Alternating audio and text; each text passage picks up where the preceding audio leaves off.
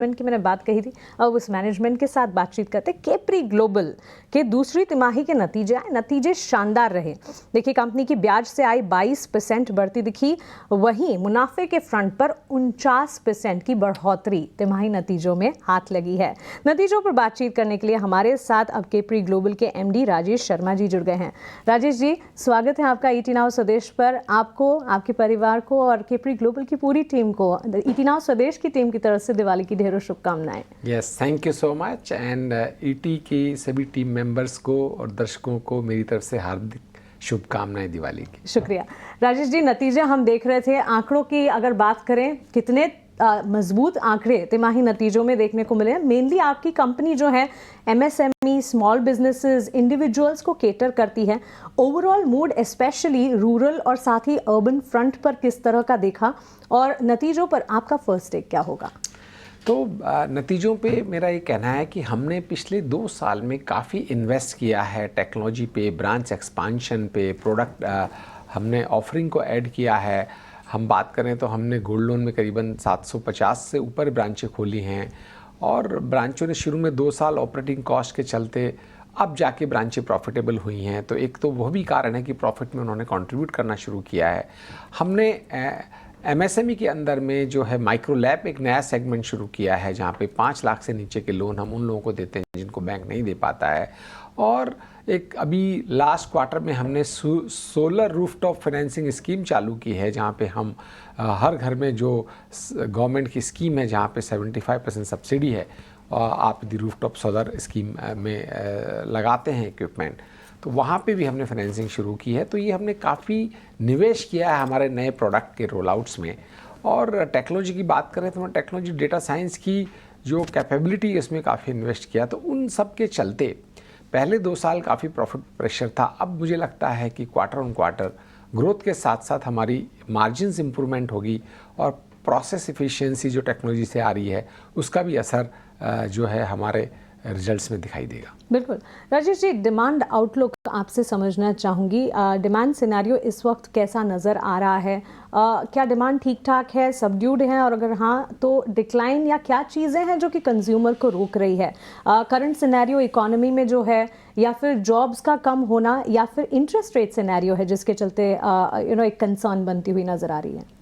तो देखिए, हम सेगमेंट्स की बात करें तो हम एमएसएमई की बात करें तो एमएसएमई में आज भी क्रिसिल की जो स्टडी है उसके हिसाब से आज भी 103 ट्रिलियन रुपीस का जो क्रेडिट का गैप है, वहाँ पे बहुत काम करने की ज़रूरत है। वहाँ पे बैंक की फाइनेंसिंग इजीली अवेलेबल होती नहीं है, उन कस्टमर के पास में कोई इनकम प्रूफ नहीं होता है, कुछ organize income tax return adequately नहीं होता है। तो उन कस्टमर्स की बहुत जो रूरल सब रूरल में काफ़ी डिमांड है, उनको कैटर करने की ज़रूरत है। तो मुझे लगता है उस सेगमेंट में डिमांड का तो कोई इशू नहीं है। हमें देखना होगा कि हम क्या इंटरेस्ट रेट पे उनको लोन दे पाते हैं। पास में मैंने देखा है कि पिछले 1 साल से थोड़ी इंटरेस्ट रेट की कॉस्ट बढ़ती जा रही है, जो हमें भी आगे पास ऑन करनी पड़ती है। और उसके अलावा हमने देखा है कि ये अभी बैंक फाइनेंसिंग से जो अवेलेबिलिटी ऑफ फंड्स है वो कहीं ना कहीं अनसिक्योर्ड लेंडिंग में जो है वो टाइट हो रही है। माइक्रो फाइनेंस में थोड़ी सी दिक्कत आती हुई दिखाई दे रही है। लेकिन हम एमएसएमई की बात करें, माइक्रो लैब की बात करें, अफोर्डेबल हाउसिंग की बात करें, जहाँ सरकार का भी फोकस है, रेगुलेटर का भी फोकस है कि छोटे लोगों को घर मिले, तो उन सेगमेंट्स में मुझे कोई दिक्कत डिमांड की नज़र नहीं आ रही है। हम और डिमांड के साथ साथ हमें देखें कि जो कलेक्शन की इफ़िशियंसी है उसमें कोई दिक्कत नज़र नहीं आ रही है। तो जो एक लैंडिंग इंस्टीट्यूशन है उसका कॉन्फिडेंस आता है कलेक्शन एफिशिएंसी कैसे है। तो डिमांड भी अच्छी है और कलेक्शन एफिशिएंसी भी अच्छी है। तो हमें तो लगता है कि ये ग्रोथ मोमेंटम जारी रहेगा। और हम हाउसिंग फाइनेंस में बात करें तो आज भी गैप बहुत ज़्यादा है छोटे घरों की डिमांड का। आज भी बहुत सारे लोगों को घर मिलने बाकी हैं। करीबन 20 करोड़ घरों की जो है अगले 5 साल में रिक्वायरमेंट होगी। तो उनके चलते जो लोन्स होंगे उनमें डिमांड काफ़ी है। हम देख रहे हैं उस पर 40-50% ग्रोथ करना भी छोटे बेस पे कोई बड़ी चीज़ नहीं है। तो ओवरऑल सभी प्रोडक्ट को देख के मैं तो काफ़ी हम एक्साइटेड है। हम उसी हिसाब से हमने ग्राउंड पे इन्वेस्ट भी किया। आज हमारी करीबन 1050 से ज़्यादा ब्रांचेज हो गई हैं। बिल्कुल, ये तो बहुत अच्छी बात है। उम्मीद करते हैं कि आगे भी जिस तरह से डिमांड आउटलुक आप बता रहे हैं वैसे ही बढ़ता हुआ दिखे।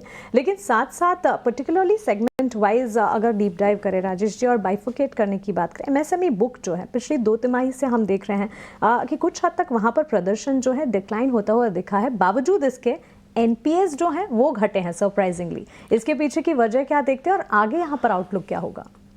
तो एमएसएमई पे थोड़ा सा हमारा जो है, क्योंकि हम गोल्ड लोन को, अफोर्डेबल हाउसिंग को ग्रो कर रहे थे, तो हमने उसको थोड़ा एक 10% की ग्रोथ सेगमेंट में रखा है।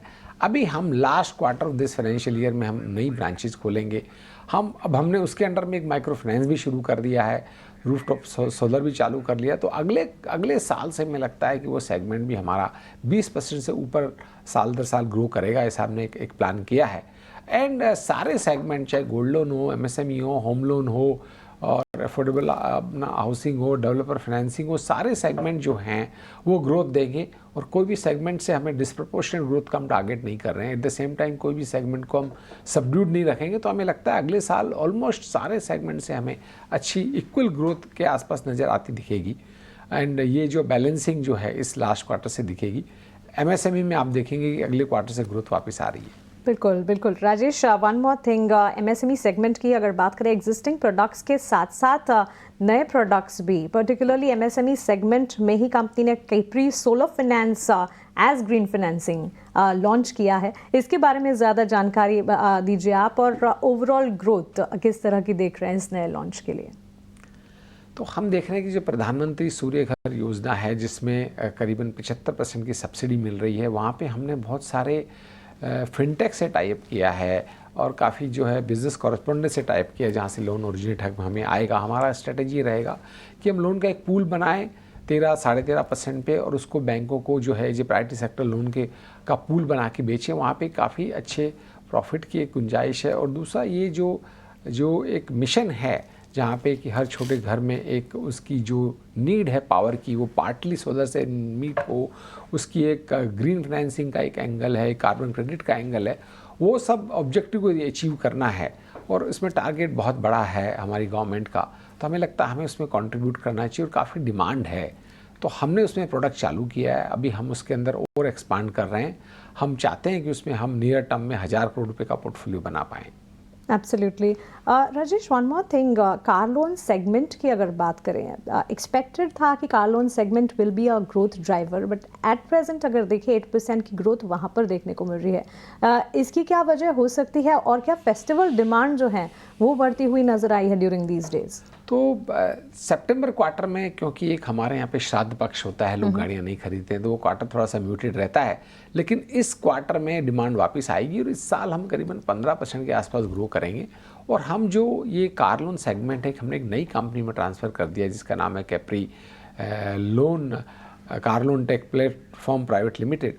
तो उसके अंदर कार से रिलेटेड सारे प्रोडक्ट होंगे। हम थोड़े समय में यूज्ड कार फाइनेंस भी वहाँ से शुरू करने वाले हैं, लेकिन ये प्योर फी बेस्ड होगा। और हमें लगता है कि इस साल के अंत में हम करीबन 11,500 से 12,000 करोड़ रुपए का डिसबर्समेंट वहाँ से कर पाएंगे, और करीबन 225 से 240 करोड़ रुपए की ग्रॉस इनकम जनरेट कर पाएंगे, जो कि इस सेगमेंट में हम नॉन कार डीलर कैटेगरी के डीएसए में हम आई थिंक डोमिनेंट प्लेयर हैं, टॉप 3 में हम आते हैं। और हमें लगता है पोजीशन को हम बरकरार रखेंगे। बिल्कुल, पूरी उम्मीद करते हैं राजेश जी की जो पोजीशन आप बरकरार रख रहे हैं, आगे चलकर भी इसे बरकरार रखें। और फॉरवर्ड लुकिंग गाइडेंस की अगर बात करें, अब आपसे ये समझना चाहेंगे हम कि वित्त वर्ष 2025 के अंत तक का आप ओवरऑल AUM को कहाँ तक जाता देखते हैं, और साथ ही आने वाले 2 वर्षों के लिए भी अगर आप ब्रेकअप हमें समझाना चाहें, कोई रोशनी डालना चाहें यहाँ पर।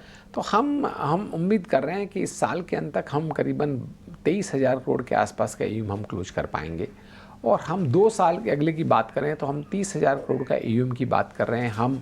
हमारा फोकस AUM ग्रोथ से ज़्यादा हमारा फोकस रहेगा कि हम अपने मार्जिन्स को जो है प्रॉफिट एफिशिएंसी से इम्प्रूव करें, और वहाँ से हम अपनी ROE को ठीक करें, क्योंकि हमने कहा कि टेक्नोलॉजी और डेटा साइंस में बहुत इन्वेस्ट किया है, और जिसके प्रोसेस इंप्रूवमेंट के कारण क्वार्टर ऑन क्वार्टर हमें लगता है कि हमारी जो प्रोडक्टिविटी ब्रांच की ठीक होगी, हमारी ब्रांच की प्रॉफिटेबिलिटी ठीक होगी, वहाँ पे ज़्यादा फोकस रहेगा। तो अगले 2 साल में क्वार्टर ऑन क्वार्टर हम चाह रहे हैं कि हम ROE को इस साल के अंत में 11% के आसपास लेके आ पाएँ, और अगले 2 सालों में हम 15% को क्रॉस करें। तो इसी पे पूरा हमारा फोकस है। ओके, राजेश जी, बहुत शुक्रिया आपका हमारे साथ जुड़ने के लिए, सवालों के जवाब देने के लिए, और आने वाले क्वार्टर्स के लिए आपको ढेरों शुभकामनाएं। Once again festival greetings to you, your family and the team. Yes, thank you so much. Thank you. So ये था कैप्री ग्लोबल का मैनेजमेंट, हमसे विस्तार से उनके डेवलपमेंट प्लान्स और आगे फॉरवर्ड लुकिंग किस तरह से इनोवेशंस एंड डेवलपमेंट्स देख रहे हैं, इस पर बातचीत करते हुए एक छोटे से